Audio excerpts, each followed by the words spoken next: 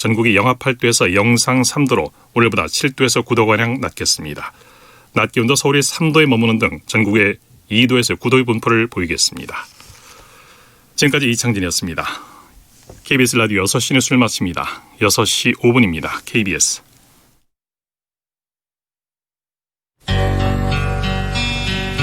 지극 정성을 다하는 국민의 방송 KBS 김용민 라이브.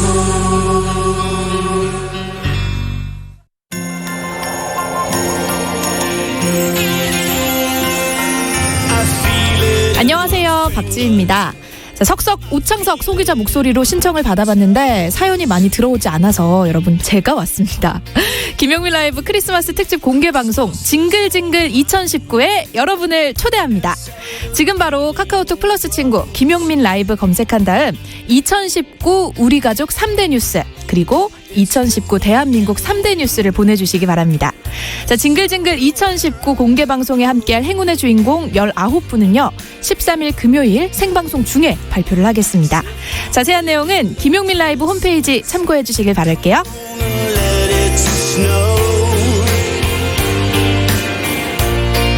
김용민 라이브 2부 문을 열었습니다. 잠깐 인터뷰로 이어가겠습니다. 어제 20대 정기국회 마지막 날 내년도 예산안이 국회 본회의를 통과했습니다. 자유한국당은 날치기 통과다 이러면서 반발하고 있는데요. 예산안 항목별로 조목조목 분석해보면서 내년 대한민국 살림살이 어떻게 될지 예측해보는 시간 가져보도록 하겠습니다.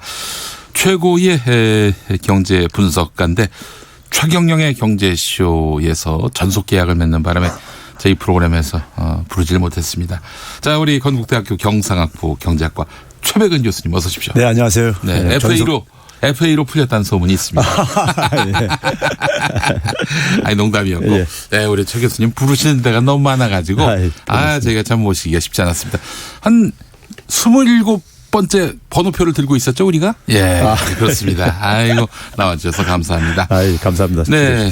교수님, 512조 3천억 규모의 내년도 예산안이 가까스로 국회 본회의를 통과했는데 500조 넘은 게 이번이 처음이죠? 예. 근데 예산은 매년 증가하는 거기 때문에. 새로운 증가한다고 그래서 이게 잘못된 것이다라고. 그렇죠. 보는 것도 이렇게 보이고요. 아니, 우리가 소득이 증가하면 살림살이 씀씀이도 커지잖아요. 그렇습니다. 똑같아요. 예. 우리 경제 규모가 커지면서 정부의 그러니까 씀씀이도 커질 수밖에 없는 거고요.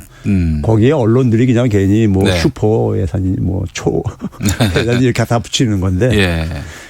해외에서는 IMF인가요? 거기서는 대한민국은 좀 재정을 확대할 필요가 있다. 예. 이렇게 또 조언을 하기도 했었고요.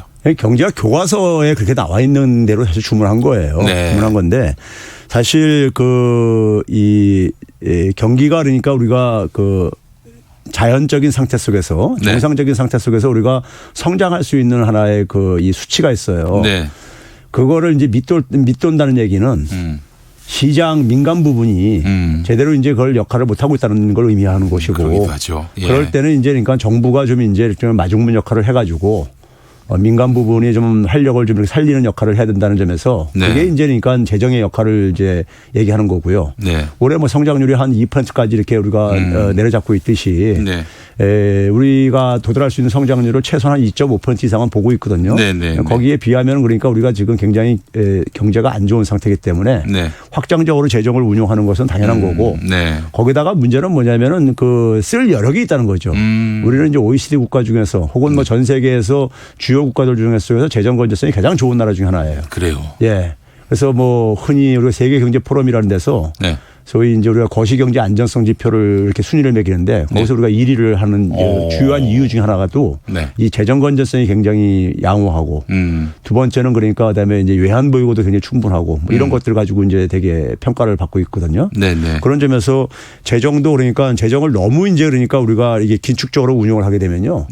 정부가 그러니까 재정이라는 게 정부의 살림살이인데 정부가 걷어들인 돈하고 그다음에 이제 쓰는 돈하고 했을 때 살림살이를 너무 이제 긴축적으로 한다는 얘기는 민간 부분한테 걷어들인 돈을 다시 안 돌려준다는 얘기예요. 그러면 결국 경제가 그만큼 이제 유출될 수밖에 없겠죠. 그래서 예. 예. 그래서 예. 사실은 정부의 재정 확대에 예. 그 발현이라 할 수 있는 512조 3천억 규모의 내년도 예산안은 적절한 것이다. 그 방향은. 저는 좀 부족하다고 생각해요. 아, 부족하다. 오히려요. 이보다 예. 더 많이 써야 된다. 예. 예를 들면요. 이게 이제 그 숫자만 가지고 보면 네. 한 9.1% 증가했다고 우리가 얘기를 하잖아요. 네네네. 근데 이 9.1%라는 게 일반 국민들이 볼 때는 좀 이제 그 자세한 내용을 이해하기 힘들다 보니까 그런데 네네. 우리가 올해 이제 보게 되면 추경 예산을 편성했었잖아요. 네. 그럼 추경 예산까지 포함해 가지고 올해 정부 살림살이를 가지고 네네. 올해 성장률 한 2%를 만드는 거예요. 네. 그러면은 그걸 기준으로 해서 내년도 예산을 비교를 해야 되는 거잖아요. 근데 추경 예산을 빼고 본 예산만 가지고 그러니까는 계산한 게 9.1%예요. 네. 그럼 추경 예산까지 포함해서 계산해 보니까 제가 보니까 8%가 안 돼요. 한 7.8%뿐이 안 되고요. 네네네. 거기다가 예산 중에서 보게 되면은 이 소위 경기를 부양하는 역할과 관련 없는 예산들도 꽤 있어요. 네.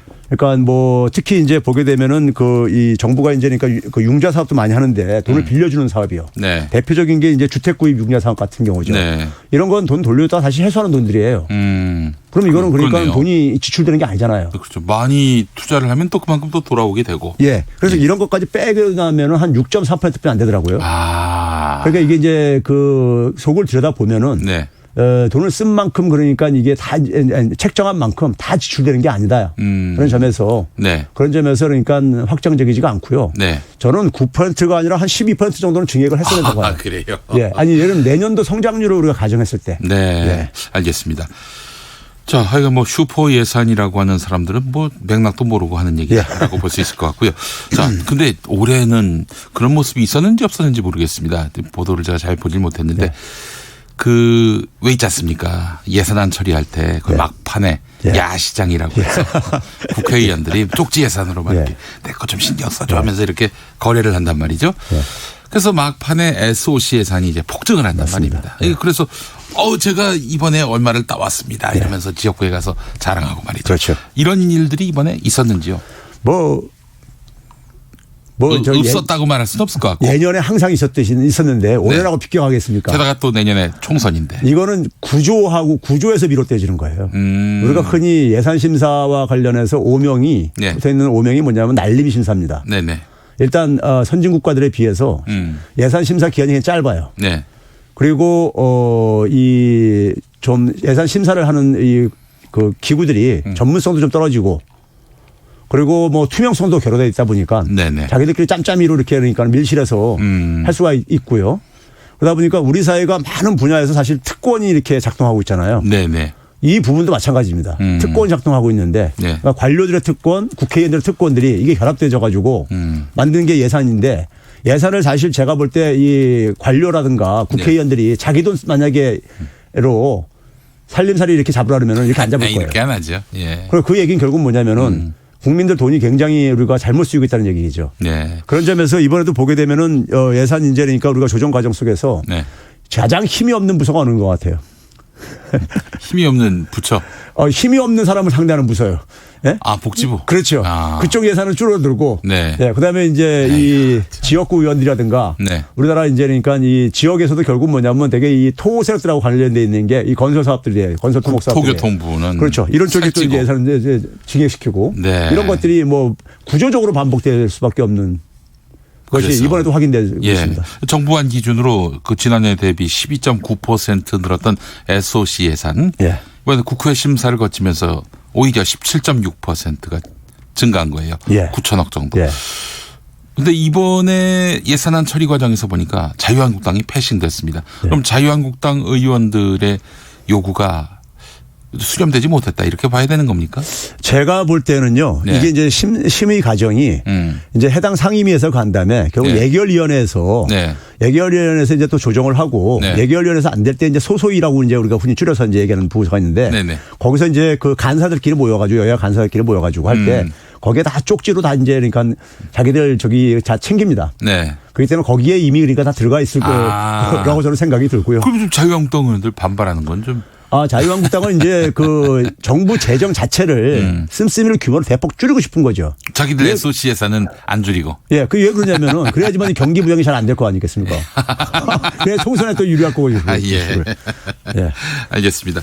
말씀드린 대로 국제통화기금 IMF가 우리나라의 그 재정 여력이 충분하다면서 적극적인 재정 정책을 주문한 바 있고 우리 최백은 교수님은 이거 너무 부족하다. 예, 더 재정을 확대해야 한다. 이런 입장을 밝히셨어요. 근데 작년에도 재작년에도 정부 재정 정책은 확장 기조였습니다. 어떻게 그 확장 기조를 통해서 효과가 좀 목격이 되나요? 작년에 내용적으로도 확장적이지가 않았었어요. 내용적으로는 그렇지 않았습니까? 왜 그러냐면요. 우리가 초과세수라는 말 많이 들어보셨죠? 예. 16년부터 우리가 18년까지 초과세수가 수십조가 거쳤어요. 그걸 그러니까 초과세수가 거쳤다는 얘기는 민간 부분한테 많이 걷어들였다는 얘기예요. 민간 부분이 쓸 돈을 그러니까는 그만큼 줄어들었다는 얘기죠. 그러네. 예. 그럼 경제를 굉장히 긴축적으로 운영했다는 얘기죠. 초과세수가 거쳤다는 얘기죠. 기획재정부가 많이 걷은 거란. 예. 그거 가지고 국가 부채를 갚아버렸어요. 쓰지 않고요. 예. 그러니까 그거 갚아버리면서 그러니까 조금 더 증액해봤자 다 그게 상쇄돼 버려가지고 확장적이지가 전혀 아니었다 이거예요. 그러다 보니까는 사실 경기 부양 효과도 별로 달성을 못했죠. 그렇다면 올해 예산에 그런 방향을 놓고 보자면은 확장 기조가 확실한데 내년에 기대할 수 있을까요? 그러니까 제가 이제 얘기하는 게 내년에 성장률 목표를 한 2.5에서 2.6 정도 정부가 이제 목표치를 만약에 그 설정할 때 그걸 달성할 수 있다는 걸 전제로 사실 이걸 편성을 해야 되는 거예요.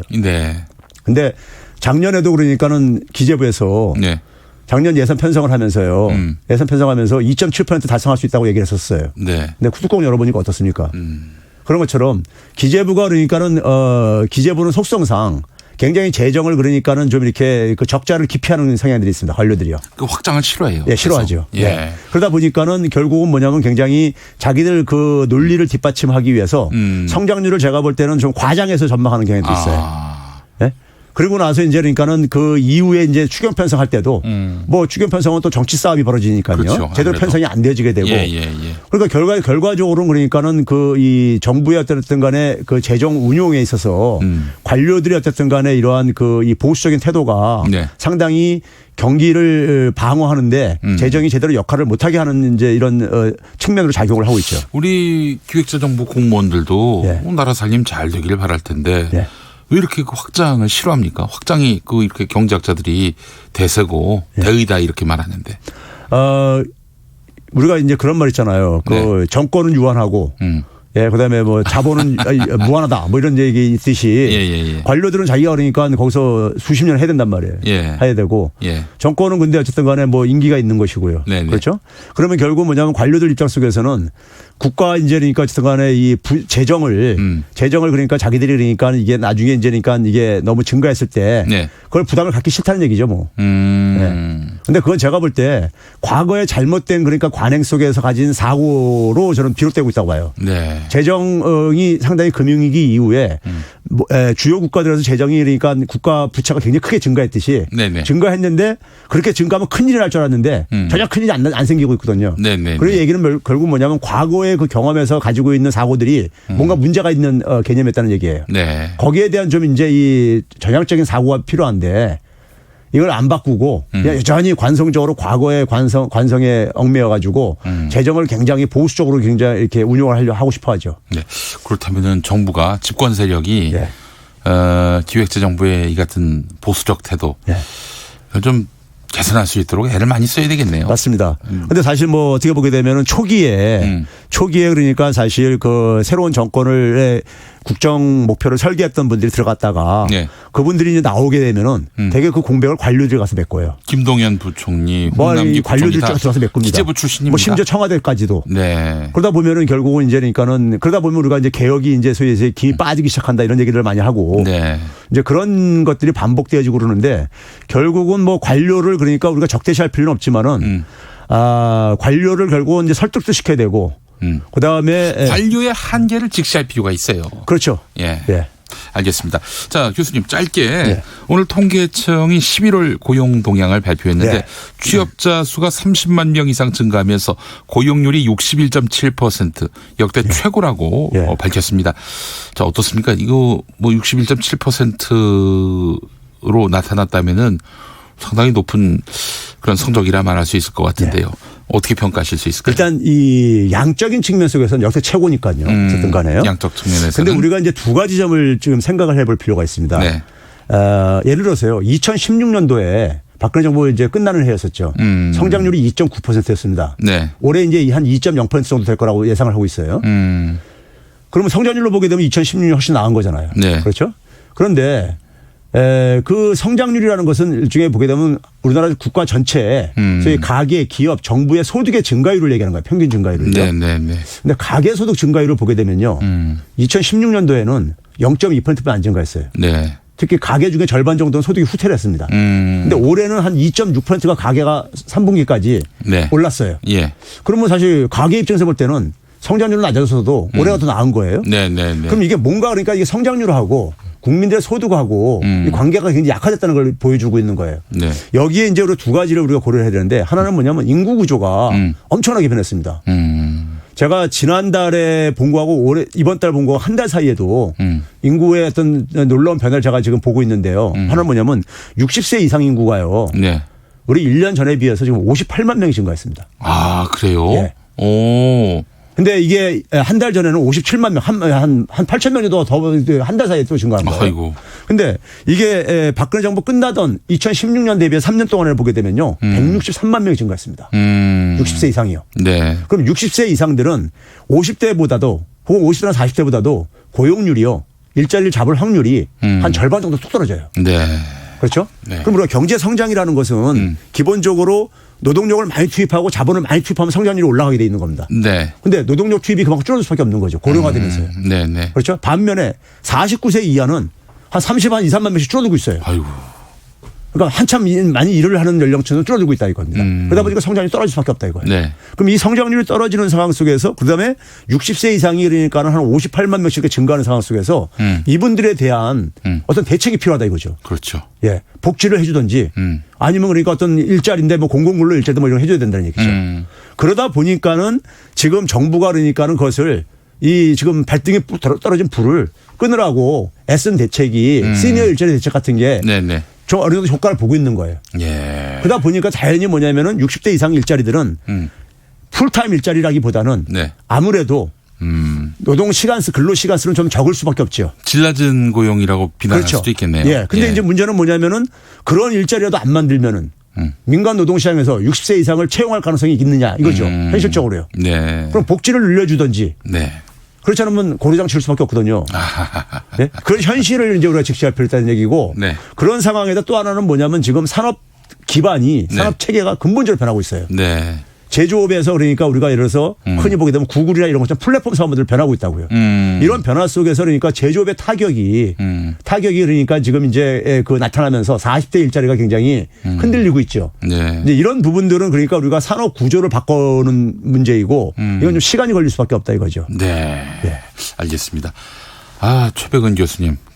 사실 20분에 끝내야 되는데. 그렇습니까? 말을 끊기도 어려울 뿐더러 또 내용이 너무 정말 속이 꽉 차다 보니까 저희가 말을 끊지 못했습니다. 아니요. 너무 좋은 시간이었다는 말씀 드리는 겁니다. 네.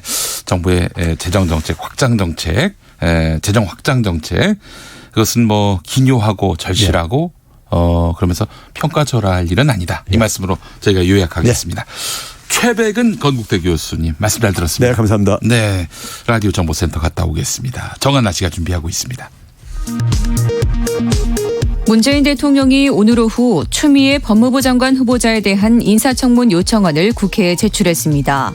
이에 따라 연내에 국회에서 추 후보자에 대한 인사청문회가 열릴 것으로 전망됩니다. 더불어민주당이 어제 내년도 예산안 처리 과정에서 한국당이 거세게 항의한 데 대해 목불인견이라고 비판하고 임시국회가 열리는 대로 선거법과 공수처법 등 패스트트랙 법안을 상정하겠다고 밝혔습니다. 자유한국당은 4+1 협의체 예산안 강행 처리를 좌파 정권 연장을 위한 폭거라고 비판하며 강력한 대여 투쟁을 이어가겠다고 밝혔습니다. 오늘 발표된 정부의 중소기업 주 52시간제 1년 계도기간 부여 방침 등에 대해 노동계는 노동시간 단축 포기 선언이라며 강력히 반발하고 헌법소원 등 법률적 대응을 예고했습니다. 반면 중소기업계는 정부의 노력을 긍정평가한다며 환영의 뜻을 표했습니다. 지금까지 정보센터 뉴스였습니다.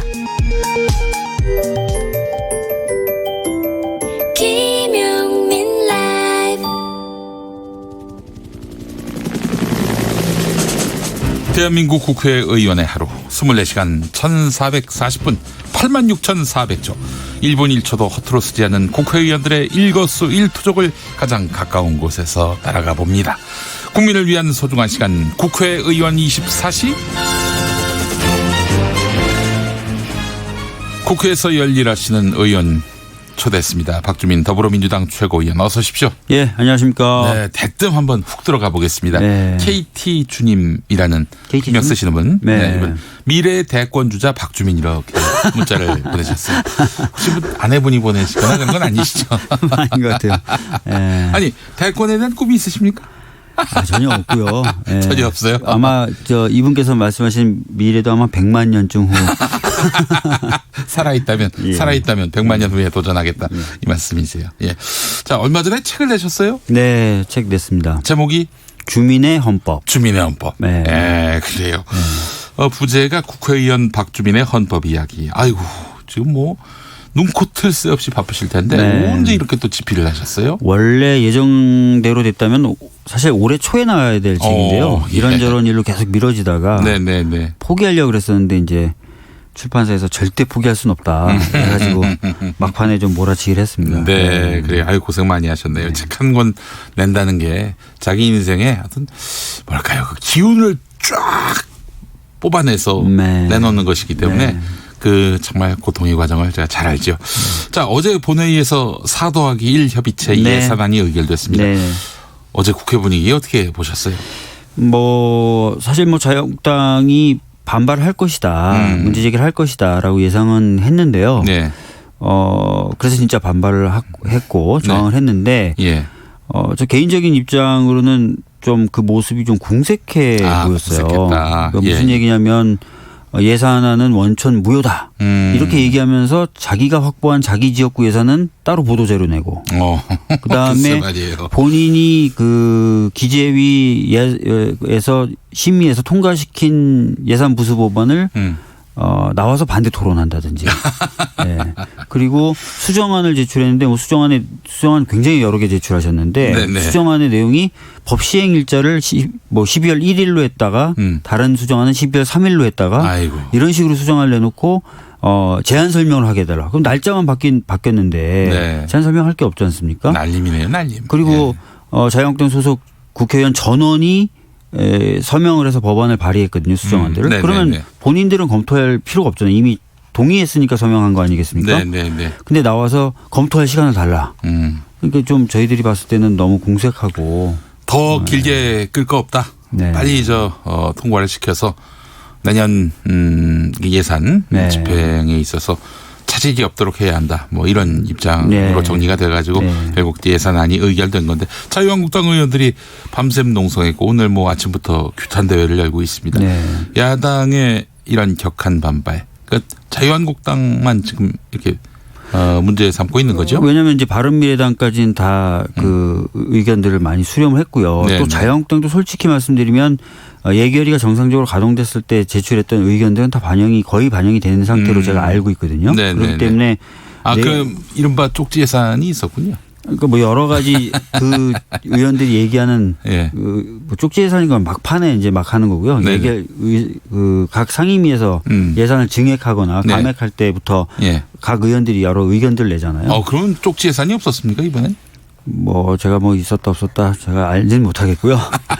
근데 하여튼 예결위가 가동될 때 자유한국당에서 냈던 의견들은 상당 부분 수용된 것으로 저는 들었고 네. 가장 이제 이분들이 가장 문제를 삼는 거는 1+4라는 게 적법한 예산안 논의 기구가 아니다. 네네네. 이런 말씀하셨는데 그건 국회법을 모르셔서 그러시는 거예요. 국회법에 보면은 50인 이상이면 네. 예산안에 대한 수정안을 논의할 수도 있고 발의할 수도 있습니다.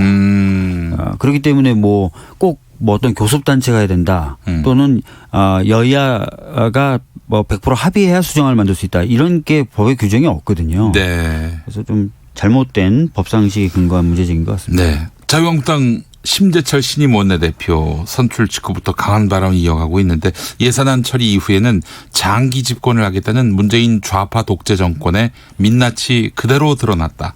명백한 의회 쿠데타다. 의회 독재다. 이렇게 말하고 있습니다. 어떻게 보십니까? 그러니까 이번에 이제 예산을 통과시키면서 자유한국당이 빠졌던 가장 근본적인 원인을 제공한 건 자유한국당 본인들이거든요. 예를 들어서 지금 한창 예산에 대해서 협상을 해야 되는 시점에 갑자기 원내대표를 교체해버리고 그럼 창구가 없어지는 거지 않습니까? 예. 그다음에 이제 그 신임 그 심재철 원내대표의 경우에도 처음에는 원내대표 당선되고 나서 대화를 할 것처럼 얘기했다가 그렇게 합의를 하고 실제로 후보 때는 내가 다선 의원이기 때문에 협상력이 있다 이렇게. 뿐만 아니라 돼서 당선되고 나서 그 3당 원내대표가 모였을 때는 패스트 트랙 관련된 부분만 어느 정도 양해를 해주면 필리를 처리하고 협상을 하겠다 이렇게 얘기를 했었는데 그 합의의 잉크가 채 마르기도 전에 본 자신들의 당의 의총에서 그게 뒤집어진 거죠. 뭐 등등등 해서 뭔가 대화를 할 수 있는 상황이 아니었어요. 네. 알겠습니다. 그 12월 임시국회가 이제 시작이 됐는데 오늘 그 본회의가 취소됐습니다. 여야의 극한 대치 때문이다 이렇게 언론들은 보도하고 있는데 자 임시국회에서 자유한국당이 열받았겠다. 저기 필리버스터 카드를 꺼낼 가능성이 있지 않겠어요? 당연히 그럴 거라고 생각됩니다. 어떻게 대비하고 있습니까? 더불어민주당은. 뭐 저희들은 필리버스터 당연히 들어올 거라고 생각하고요. 네네. 필리버스터 하면은 저희들도 저희들이 생각하는 법안의 합리성, 필요성 이런 것들은 맞서서 주장을 할 거고요. 아 필리버스터 동참합니까? 저희들은 뭐 가만히 입다물고 있을 필요 없지 않습니까? 저희도 하고 그렇게 해 나갈 생각이죠. 근데 이제 임시국회 회기가 있으니까 짧게 이른바 살라미식으로 해가지고 회기를 정해서 뭐 그렇게 이제 뭐 갈 수 있고 가게 될 것 같은데요. 뭐 이미 보도된 것처럼 뭐 하루짜리 이런 것보다는 저희들도 토론하고 자유한국당도 토론하고 해서 진짜 누구 말이 맞는지 뭐 그 정도의 시간을 좀 보장하는 정도의 길이 그 정도는 돼야 되지 않을까 뭐 이런 생각이 있습니다. 지금 최대 그 쟁점이 선거제도가 있고요. 검찰 개혁안 그리고 유치원 3법 이렇게 돼 있는데 이 세 가지 법을 네 가지 법인가요? 검찰 개혁과 관련해서는 고위공직자범죄수사처 또 검경수사권 조정 이 두 개가 따로죠. 네, 법 따로입니다. 그래서 지금 말씀하신 법 다 합치면은 총 7개 법안입니다. 7개 법안. 예. 그러면은 쟁점 법안이 7개 법안이면은 7번 열을 수도 있는 거네요. 뭐 그렇게 열 수도 있고 경우에 따라서는 뭐 어떤 법이 통과되면서 자유한국당이 더 이상 이제 뭐 필리버스터라든지 이런 걸 안 할 수도 있고요.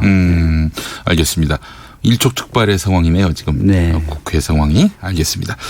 오늘 더불어민주당 5선 원혜영 의원 그리고 3선의 백재현 의원이 21대 총선 불출마 선언을 했습니다.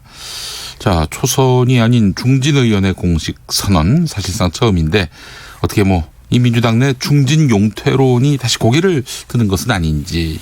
뭐 저는 여러 차례 언론과 인터뷰에서 밝힌 바가 있지만 뭐 중진들은 다 용퇴해야 된다. 또는 몇 선 이상은 다 용퇴해야 된다. 이런 기계적인 것은 좀 바람직하지 않고요. 항상 신구가 조화를 이뤄야 되고 하기 때문에 기계적으로 그런 것을 해야 된다. 이런 얘기 저 같으면 안 할 것 같고 당내에서도 그런 식의 이야기는 되지는 않을 것 같습니다. 네.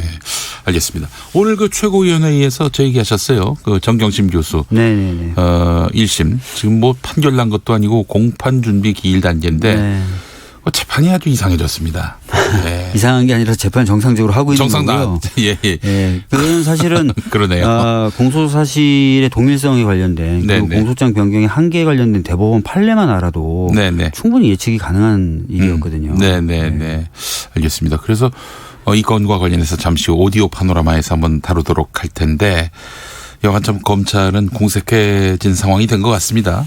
적어도 첫 번째 공소 제기를 그렇게 긴급하게 했던 부분에 대한 청문회 당일에 그런 의도 부분에 대해서는 의심을 피하기가 참 어려워진 거죠. 알겠습니다.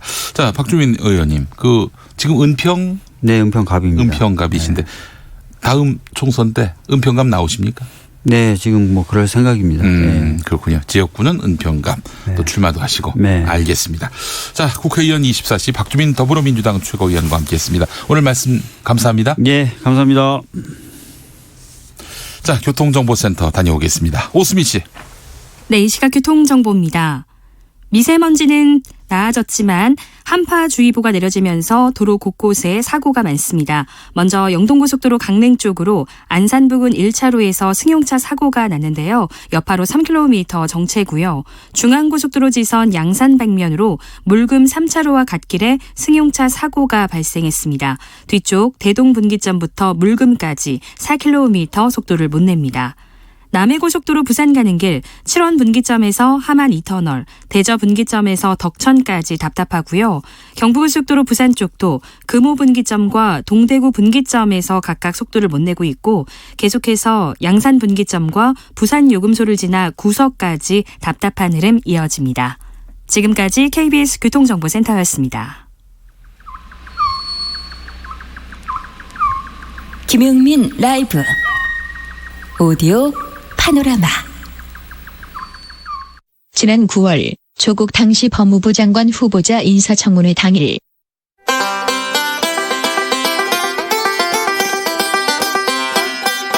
의사봉을 두드리자마자 서초동발 속보가 날아들었습니다.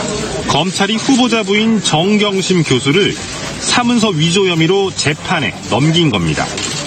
피의자 소환 없이 기소가 이루어진 점에 있어서는 저로서 조금 아쉬운 마음이 있습니다. 그냥 넘어갈 리 없는 자유한국당 전희경 대변인, 나경원 당시 원내대표. 배우자가 실제로 기소까지 되는 일이 벌어졌습니다. 이런데도 더 버티겠습니까? 헌정사의 불행한 일이라고 생각을 합니다. 이제 후보자는 그 자리에서 즉각 사퇴하는 것이 도리라고 생각합니다. 청문회 당시 한국당 청문위원들의 수상한 낌새, 아내가 기소되면 사퇴할 거냐? 이런 질문의 연속. 여상규 법사위원장, 장제원 의원. 처와 자녀 등 온 가족이 검찰 수사를 받고 있단 말이에요. 앞으로 구속될지도 몰라요.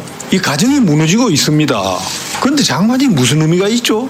예? 그런데도 그 결정을 못해요? 부인이 기소가 되면 후보를 사퇴하겠느냐라는 질문에 그런 가정적인 조건으로 대답을 하기는 그렇다라는 그런 답변을 했습니다. 1시간 내로 결정이 될 것 같으니까요. 채가 기소되고 본인이 수사를 받고 이런 법무장관이 과연 되겠습니까? 상식적으로 생각합시다. 이게 청문회가 필요한지 싶어요. 만약에 부인이 기소가 된다면 법무장관을 수행할 수 있겠습니까? 야당 의원들과 검찰의 내통 가능성이 제기되는 대목.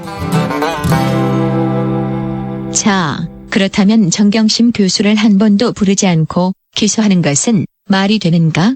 검찰이 당사자를 조사하지도 않고 기소하는 경우는 극히 이례적인데 이미 확보한 자료만으로도 혐의를 입증할 수 있다고 판단한 것으로 보입니다. 검찰은 빼도 박도 못할 증거를 확보했다고 큰소리친 듯. 양지열 변호사, TBS 라디오에서. 아니 언론에 얘기할 때는 프레젠테이션 한 번이면 순식간에 다 끝난다고 언론을 통해서 나와요. 검찰 공소장입니다. 2012년 9월 7일경 딸의 입시를 위해 동양대 총장 표창장을 위조했다고 돼 있습니다. 검찰은 2달여 뒤인 지난달 27일 추가 수사 결과를 새롭게 반영해달라며 범죄 혐의 변경, 즉 공소장 변경을 재판부에 신청했습니다. 추가 수사 결과 위조 시점은 2012년 9월경이 아니라 2013년 6월로 드러났고 범행 장소는 동양대에서 정 교수 주거지로 공범도 불상자에서 딸 조모 씨로 변경한 겁니다. 위조 방법도 총장직인 임의 날인에서 스캔 캡처 등으로 붙여넣기로 목적은 국내 유명 대학 진학에서 서울대 제출 목적으로 바꿨습니다. 재판부는 기초적 사실관계인 범행 일시와 장소, 공범 등이 달라 두 공소장의 동일성이 인정되지 않는다며 한마디로 엉망진창 공소장. 그런데 큰소리 치는 것은 검찰. 검찰은 동양대 총장 표창장을 위조했다는 기본 사실은 같다며 강하게 항의했지만 재판부는 인정하지 않았습니다. 항의하는 검찰을 제지하는 과정에서 고성이 오가기도 했습니다. 재판정에 다녀온 유튜브 고양이 뉴스. 검사들이 이렇게까지 노골적으로 감정을 숨기지 못하는 건 처음입니다. 검사들이 막 마이크를 쥐고서 거의 랩을 하기 시작하니까 판사님이 못 참고 재판부도 틀릴 수 있습니다. 그런데 검사 측은 자신들이 틀릴 수도 있다는 생각은 안 해봅니까? 검사들이 이 말에 더 반발하고 반박하자 판사님이 계속 이렇게 반발하면 퇴정 요청할 거라고까지 말씀하십니다. 재판부 결정에 따라 정 교수는 지난 9월 재판에 넘겨진 혐의 내용에 대해서만 재판을 받게 됐습니다. 공판 준비 기일 때 재판이 반가름나다니 이런 넌센스가. 박주민 더불어민주당 최고위원. 검찰의 정경심 교수에 대한 1차 공소제기가 무리한 것이었음이 이름 드러난 것입니다. 충실한 수사에 기반하지 않은 무리한 수사가 재판부에서 어떻게 판단되는지 보여주고 있다고 생각합니다.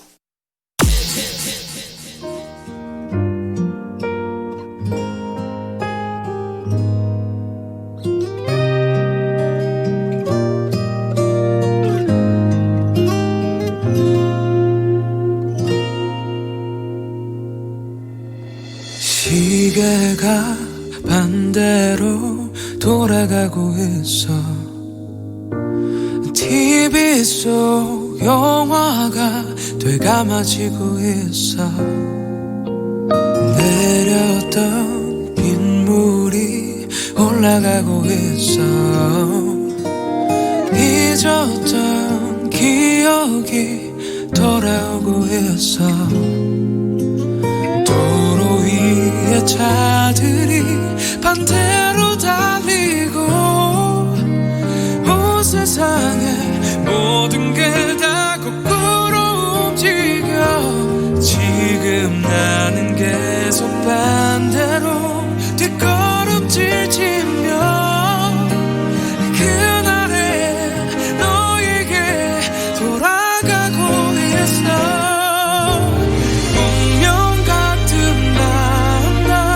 너무 아픈 결말. 난 이 소설의 끝을 다시 써보려 해.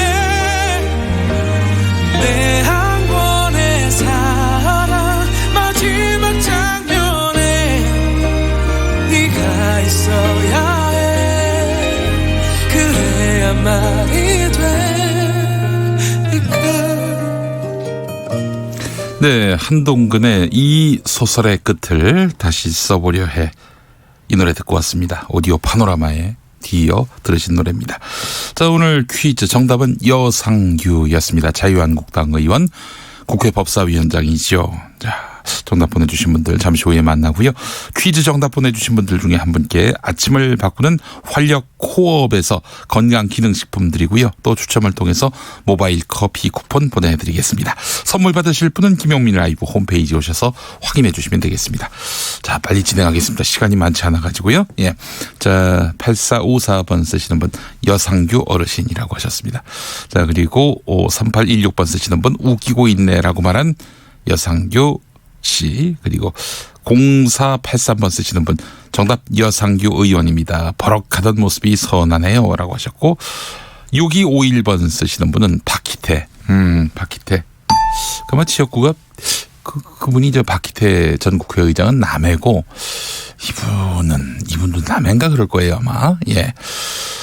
아니면은 여러분 문자 보내주시기 바라겠습니다. 남해인 걸로 알고 있는데. 자, 그리고 3152번 쓰시는 분 정답 추미애. 네. 자, 그리고 3345번 여상규. 2번만은 확실합니다. 그동안 5단만 보냈지만 이번만큼은 확실합니다. 제 이름이 이상규거든요. 네. 죄송합니다. 모처럼 맞으셨어요. 네. 자, 그리고 6816번 쓰시는 분 정답 박상규. 진구야 진구. 네. 자, 그리고 서방심님은 정답 여운계. 네. 자, 그리고 여상규 2928번 쓰시는 분. 새 거래업체 5군데 담당자에게 콩을 깔아서 김용민 라이브 들으라고 홍보했습니다. 저 잘하셨죠? 아이고, 그렇습니다. 감사합니다. 8581번 쓰시는 분. 20살 대학생 아들과 김용민 라이브 듣는데 어렵고 복잡한 뉴스 방송인데 유익하다고 자주 들어야겠다고 말하네요. 아이고, 그렇습니다. 감사합니다. 정답 여상규 맞히셨고요. 축하드리겠습니다. 자, 김용민 라이브 함께하고 계십니다. Let it go. 적이 되면 의무감으로 김용민 라이브를 듣고 계시죠? 처음에 만난 그 느낌 그 설레임을 찾는다면 요즘 저작거리에 떠도는 썰, SNS에 오르내리는 풍문을 모아서 풍성하게 이야기 나눠보겠습니다. 수다 최강자 양지열의 양, 이언경의 언, 양언 이설. 앞에 순서가 많아가지고 오늘 뒤늦게 모셨습니다. 자, 이렇게 되면 한 13분 뭐 이 정도 네. 이제 방송해야 될 것 같은데 출연료를 좀 깎아야 될 것 같습니다. 깎는 게 아니죠. 마감을 해드렸기 때문에 그렇죠. 증액을 해주셔야죠. 야, 이거 마무리하는 게 얼마나 어려운 일인데요. 역시 선수십니다. 네네. 선수예요. 예, 속일 수가 없어요. 네.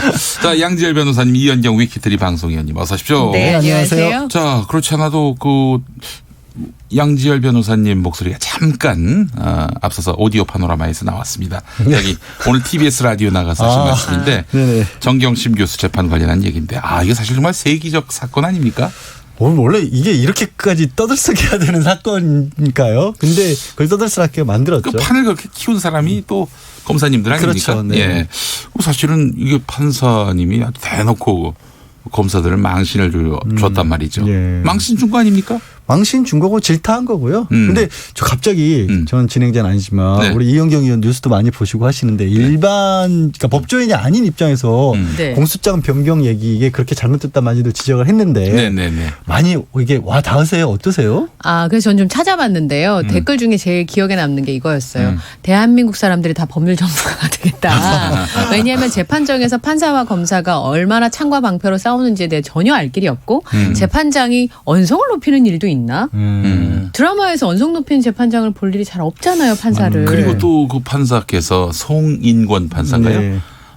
그분이 또 그런 말을 했잖아요. 검사들이 아주 대드니까 퇴정시킬 수 있다. 네. 근데 재판에서 검사가 퇴정당하는 일이 있었나요? 변호인들은 가끔 퇴정을 당해요. 그 영화 변호인에서 뭐 그 장면. 그렇기도 하고 실제로도 소송 민사든 형사든 좀 바락바락 이렇게 자기 주장을 굽히지 않다가 퇴정당하는 경우는 있는데 검사들에 대해서는 어느 정도 예우를 서로 하는 게 있거든요. 그러니까 같은 위치의 공무원이라는 고위 공무원이라는 그런 것 때문에 그래서 웬만해서는 그런 얘기 안 나오는데 뭐 부장검사급이 들어갔는데 게다가 그냥 평검사도 아니고 공판 검사는 좀 젊은 검사님들이 많이 들어가지 않습니까? 그러니까 온 국민이 법조인이 돼야 되는 이 서글픈 현실인데 설명을 드리자면 보통의 경우는 수사를 해서 넘기는 검사가 따로 있고 공판 검사라 해서 법정에서 재판만 하는 검사가 따로 있는데 그렇죠. 이런 중대 사건 진짜 표창장이 중대 사건인지 모르겠습니다만 어쨌든 이런 중대 사건에는 이제 수사를 했던 쪽에서 직접 나오는 경우가 있죠. 이제 첨예하게 이해관계가 대립하고 재판부에서 뭐 바로바로 물어보면 바로바로 대답을 해야 유리하게 이끌 수 있으니까 수사를 한쪽에서 바로 나오는 거죠. 그래요. 참 이 이슈가 이렇게까지 뭐랄까요? 확대가 될 줄은 몰랐습니다. 그러니까 공소장을 변경해 주는 경우는 말하자면 수사를 하면서 조금씩 바뀔 때는 뭐 공소장을 변경해 주기도 하는데 이건 그냥 조금 바뀐 게 아니라 그냥 다른 거라고 판단한 거죠. 네, 정답입니다. 진짜. 뉴스를 보다가 좀 이해를 못한 부분인데 그러면 이제 9월 6일에 낸 공소장 그거 갖고 재판하겠다는 거 아닙니까? 공소장 변경을 안 해준다면 이에 대해서 검사는 한 번 더 공소장 변경을 요청해보고 그 판사가 받아주지 않으면은 추가 기소하겠다. 이렇게 얘기했는데 그게 뭐예요? 추가 기소가 되면 뭐가 어떻게 되는 거예요? 같은 사건을 두 재판부가 따로 재판하는 겁니까? 아니 일단 두 재판부가 아니라 이제 아마 추가 기소를 하면 법원에서 같은 재판부로 보내줄 텐데 문제는 이제 표창장은 설령 위조가 됐더라도 한 번 위조를 했는데 법원에는 두 개를 위조한 걸로 지금 법원에 재판이 열리는 그런 상황이 되는 거죠. 왜냐하면 처음에 위조했다고 처음 공소장이란 게 결국에는 우리가 이제 수사를 다 해보고 나니까 이 사람이 이런 죄를 지었습니다라고 사실을 쭉 나열한 뒤에 그래서 이건 사문서 위조에 해당합니다 이렇게 쓰는 건데 거기에 쭉 써놓은 게 하나도 안 맞는 거예요. 그래서 이제 바꿔달라고 하는데 아까 이제 이현경 의원 얘기를 한 것처럼 이건 뭐 적당히 달라야 이걸 같은 사건이니까 바꿔달라는 거지. 이 수준은 거의 글쎄 날짜로 따진다면은 날짜도 이상하고 하여튼 제가 김용민 라이브에 나와서 얘기를 하는 것과 네. 다른 방송에 나가서 얘기를 하는 것과 그건 다른 방송이잖아요. 네네네. 뭐 그런 정도의 수준이라고 그러니까 김용민 라이브와 김어준 씨 방송을 같은 걸로 해달라 뭐 이런 그런 거랑 비슷한 거예요. 거죠. 네. 기분이 안 좋으실 것 같아요. 네. 어느 쪽이시든 간에. 그러니까 못 들어주겠다고 하니까 그러면 검찰에서는 그럼 알았다. 뭐 추가 기소를 하겠다. 그럼 하나를 무죄에 낸다 이건데 이것도 사실은 너무 아이러니인 거예요. 말씀드린 것처럼 분명히 최소한 검찰에서는 하나 위조했다고 하는데 재판은 2개를 해야 되는 그런 상황인 거죠. 아니 그러면 판결이 어떻게 나와요? 그러니까 9월 6일짜리 그 공소장과 관련해서 재판이 하나 나오고 그럼 저 추가 기소한 그걸로 또 재판을 하게 되고 그렇습니까? 일단 뭐 재판이라고 하지만 뭐 같은 재판부에서 재판을 하고 판결할 때는 송인권 판사가 아마도 그렇게 되겠죠 당연히 병합을 시키니까. 네.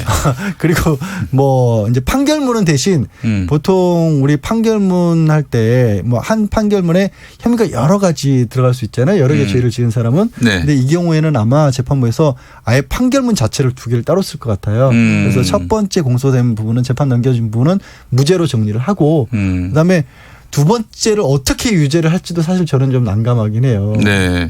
뭐 아직까지 증거도 안 보여주고 있고 그래서. 근데 다른 것보다 그 판사님이 하신 얘기 중에 저는 참 꽂힌 게 우리 재판부가 틀렸을 수도 있다. 그런데 검사님도 틀릴 수 있지 않느냐. 네. 왜 그렇게 고집을 부리느냐.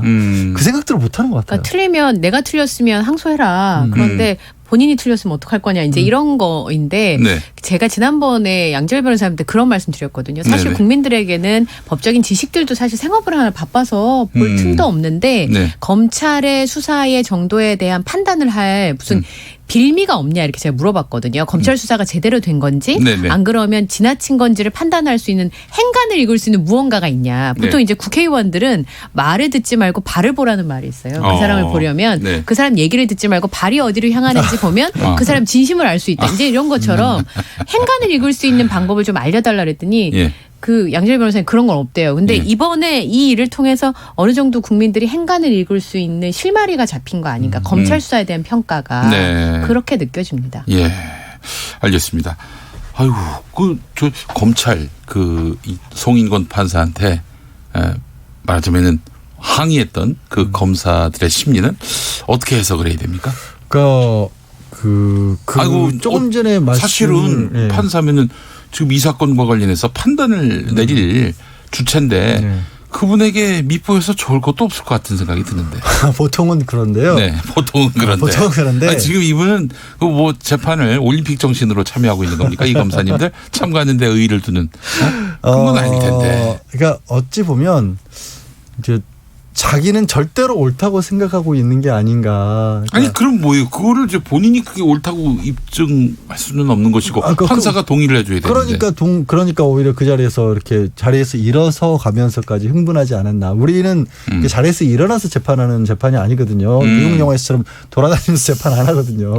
근데 자리에서 일어나고 자리에 앉아라 안 앉으면 내쫓겠다. 이런 일이 법정에서 벌어졌다는 것 자체가 정말 한편의 코미디예요. 이거. 저도 진짜. 예전에 하여튼 무슨 시국 사건이 있어가지고 재판을 받은 적이 있었는데 아니 일어나서 돌아다니질 않더라고요. 그게 좀 이상하더라고. 아니 이분들이 그 왜 안 그러나. 딱히 재미도 없죠 사실 보시면. 예. 이거 얼마나 멋있습니까? 이렇게 일어서고 막 소리 지르고 이런 경우는요 정말 대단한 법정 들어간 거예요. 그러면 일단 지금 검사들은 어떤 결과가 나오더라도 이거는 뭐 2심으로 갈 거니까 이번 심은 망했지만은 다음 심에서는 한번 제대로 한번 붙어보겠다. 이런 의지인 건지. 근데 그렇다고 치기에는 또 하나 이제 법정에서 문제가 됐던 게 지금 구속된 지 한 달이 넘어가는데 11일 날 지난달에 구속됐으니까 아직까지도 그 수사 기록을 다 보여주지 않는다는 거예요. 피고한테. 근데 피고인의 입장에서는 생각해 보십시오. 구치소에 수감돼서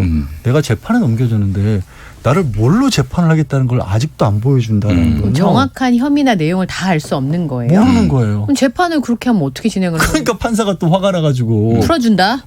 판사가 변호인에게 계속 이럴 거면 보석 검토하라고. 이건 정말 이것도 코미디거든요. 사실. 보석 신청도 안 했는데. 네, 제 변호인은 가만히 있는데 그러면서 이제 혹시 모르니까 내가 그렇다고 당장 보석해주겠다는 건 아니고 네. 검찰이 자꾸 이런 식으로 나오면 할 수밖에 없다. 이런 얘기가 나올 정도예요. 그래요. 정말 전대미문의 재판입니다. 예. 알겠습니다. 자, 인터넷에서 민식이법 처벌 수위에 대해서 의견이 분분한데 의도는 좋은데 너무 과하다. 형량이 너무 과하다.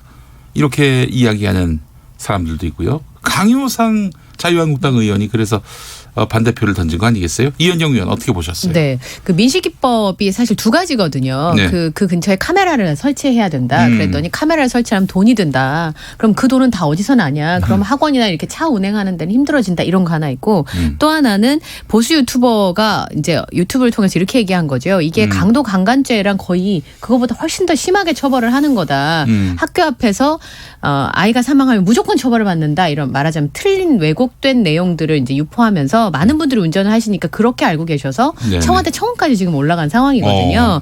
그런데 실제로는 12대 중과실에 해당해야 되는 것이고 그리고 그 학교 앞에 아이들 어린이 보호구역 내에서 운전자가 해야 할 일들을 다 하지 않았을 때 속도를 지나치게 높였다든지 주의무를 소홀히 했다든지 했는데 어린이가 사망했을 때만 처벌을 강하게 할 수 있다는 건데 네. 법조계에서 두 가지 의견이 있더라고요. 하나는 지금까지 교통사고나 특히나 어린이들의 사망사고에 대해서 너무 처벌이 약했는데 원래대로 돌아가는 것이다. 그 보수 유튜버의 설명을 보면 강도강간죄와 어린이가 사망한 거잖아요. 네네.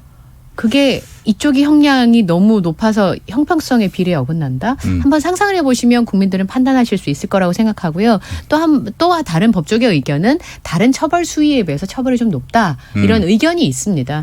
그렇긴 한데 저는 민식이법을 주장하셔도 이 부모님 얘기를 좀 들어봤으면 좋겠다는 생각이 드는데 그럼요. 아이를 잃었는데. 예. 이런 지금 중요한 포인트인데요. 예. 아이를 잃었어요 이미. 예.